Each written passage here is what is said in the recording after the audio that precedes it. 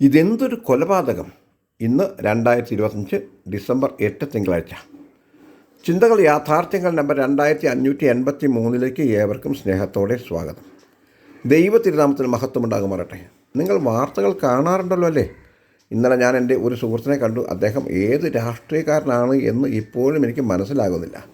അവനൊരു ഓട്ടോറിക്ഷ മെക്കാനിക്കാണ്. പക്ഷേ അവൻ്റെ രാഷ്ട്രീയ ബോധം നിസ്സാരമല്ല. ശശി തരൂരിനെ പോലെ ഇടയ്ക്കിടെ നരേന്ദ്രമോദിയുടെ ചില പദ്ധതി വിജയത്തെപ്പറ്റി പറയും. പക്ഷേ മോദിയെ ഇഷ്ടമല്ല എന്നാണ് സംസാരത്തിൽ ധ്വനിക്കുന്നത്.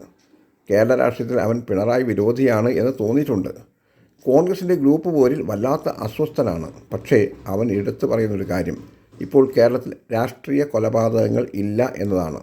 സത്യത്തിൽ അത് സമ്മതിച്ചു കൊടുത്തേ മതിയാകും. എൻ്റെ ചെറുപ്പത്തിൽ ഞങ്ങളുടെ സുവിശേഷ പ്രവർത്തന മേഖലയായ കൊടുങ്ങല്ലൂർ, നാട്ടിക, ചാവക്കാട് ഭാഗങ്ങളിൽ ധാരാളം രാഷ്ട്രീയ കൊലപാതകങ്ങൾ നടന്നിട്ടുണ്ട്.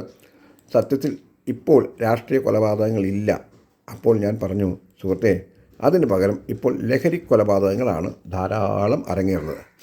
ലഹരി ഉപയോഗിച്ചുള്ള കൊലപാതകങ്ങൾ കേരളത്തിലെ മലയാളം പത്രങ്ങൾ മാത്രം ദിനം പ്രതി ഒന്നിലധികം റിപ്പോർട്ട് ചെയ്യപ്പെടുകയാണ്. ലഹരി അടിച്ച മക്കൾ മാതാപിതാക്കളെ കൊല്ലുന്നു, ലഹരി ഉപയോഗിക്കുന്ന മക്കളെ മാതാപിതാക്കൾ കൊല്ലുന്നു എന്നിങ്ങനെ വാർത്തകൾക്ക് എന്തെങ്കിലും പഞ്ഞമുണ്ടോ? ഇനി ഇത് കൂടുകയല്ലാതെ കുറയാൻ എന്തെങ്കിലും സാധ്യതയുണ്ടോ? ഇന്ന് പലർക്കും ബാംഗ്ലൂർ വരെ പോകാൻ പേടിയാണ്. എനിക്കും.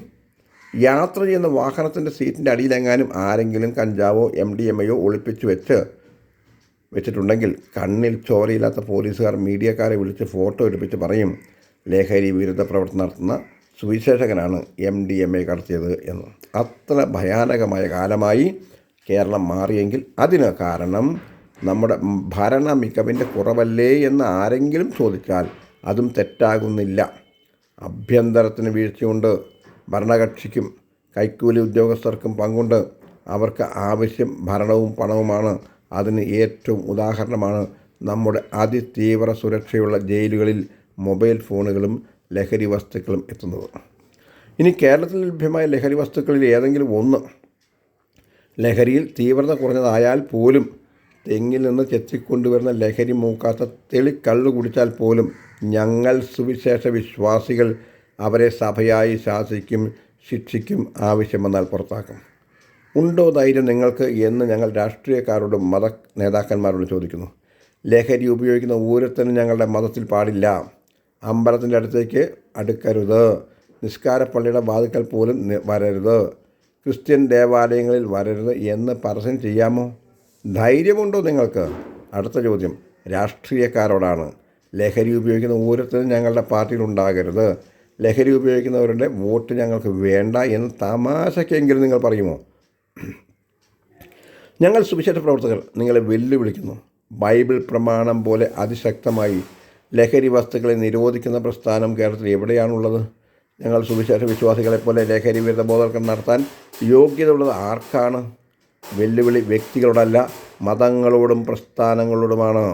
സുഹൃത്തെ, പാപമാണ് ഇതിനൊക്കെ കാരണം. പാപത്തിൽ നിന്നും മോചനം പ്രാപിക്കാത്ത സുവിശേഷ പ്രവർത്തകരുടെ മക്കൾ പോലും നരകത്തിൽ പോകുമെന്ന് വിശ്വസിക്കുകയും പഠിപ്പിക്കുകയും പഠിക്കുകയും ചെയ്യുന്നവരാണ് ഞങ്ങൾ ബൈബിൾ വിശ്വാസികൾ. സുവിശേഷ പ്രവർത്തകരുടെ രക്ഷിക്കപ്പെടാത്ത മക്കൾ ലഹരി ഉപയോഗിച്ചാൽ ആ മക്കളും ന്യായമായി ശിക്ഷിക്കപ്പെടണം എന്നാണ് ഞങ്ങൾ ഉറക്കെ പറയുന്നത്. നിങ്ങൾ ബൈബിളിലെ ആദ്യ പുസ്തകമായ ഉൽപ്പത്തി പുസ്തകം ഒന്ന് തുറന്നു നോക്കൂ. ആദ്യത്തെ 4-ാമത്തെ അധ്യായത്തിൽ 6-7 വാക്യങ്ങളിൽ യഹോവ കയീനോട്, നീ കോപിക്കുന്നത് എന്തിന്? നിൻ്റെ മുഖം വാടുന്നത് എന്ത്? നീ നന്മ ചെയ്യുന്നുവെങ്കിൽ പ്രസാദമുണ്ടാകില്ലയോ?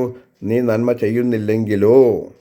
പാപം വാതിക്കൽ കിടക്കുന്നു, അതിൻ്റെ ആഗ്രഹം നിങ്കലേക്കാകുന്നു, നീയോ അതിനെ കീഴടക്കണം എന്ന് കൽപ്പിച്ചു എന്നാണ് വായിക്കുന്നത്. സുഹൃത്തെ, പാപമാണ് ബൈബിളിൻ്റെ പ്രമേയം. പാപം നമ്മുടെ അടുത്ത് ഹൃദയത്തിൻ്റെ വാതിക്കൽ തന്നെ ഉണ്ട്. അതിൻ്റെ ആഗ്രഹം നമ്മെ നശിപ്പിക്കണമെന്നാണ്. എന്നാൽ നമ്മൾ അതിനെ കീഴടക്കണം. ഇതാണ് ഞങ്ങൾ ലോകത്തോട് വിളിച്ചു പറയുന്നത്, സഭാവിശ്വാസികളോടും പറയുന്നത്. ഈ ലേഖനം വായിക്കുന്ന രക്ഷിക്കപ്പെട്ട സഭാവിശ്വാസികളോടും പറയട്ടെ, നമ്മുടെ വീട്ടിൽ രക്ഷിക്കപ്പെടൽ ഒരു ചടങ്ങായി സ്വീകരിച്ച് വേർപാട് അനുഷ്ഠിക്കാത്ത ആരെങ്കിലും ഉണ്ടെങ്കിൽ അവരെ നിരീക്ഷിക്കണം. അവർ നമ്മുടെ സ്വന്തം മക്കളാണെങ്കിലും സഭാമക്കളാണെങ്കിലും അവരെയും ശാസിക്കണം, ഉപദേശിക്കണം, ആവശ്യമെങ്കിൽ ശിക്ഷിക്കണം. അവർ മൂലവും നമ്മുടെ സഹപ്രവർത്തകരെ ആരും ചോദ്യം ചെയ്യപ്പെടാൻ പാടില്ലല്ലോ. ഈ ലേഖനത്തിൻ്റെ ഒടുവിലായി പറയട്ടെ, ലഹരി മാത്രമല്ല പാപം. ലഹരി മൂലമുണ്ടാകുന്ന കൊലപാതകം മാത്രമല്ല പാപം. ഭർത്താവുള്ളൊരു സ്ത്രീയോ പുരുഷനോ വ്യഭിചാരം ചെയ്തു എന്ന് പരാതി കിട്ടിയാലും അവനും അവളും ജയിലിൽ പോകണം. അങ്ങനെ പാപത്തിന് ശിക്ഷ എഴുതി ചേർത്ത് നടപ്പിലാക്കിക്കൊണ്ടിരിക്കുന്ന ചില രാജ്യങ്ങൾ ഇന്നുമില്ലേ?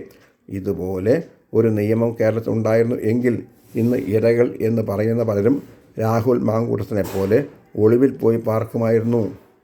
ഇല്ലായിരുന്നോ? പാർക്കില്ലായിരുന്നോ? രാഹുൽ ഈശ്വർ ഇന്ന് ജയിലിൽ കിടക്കേണ്ടി വരുമായിരുന്നു.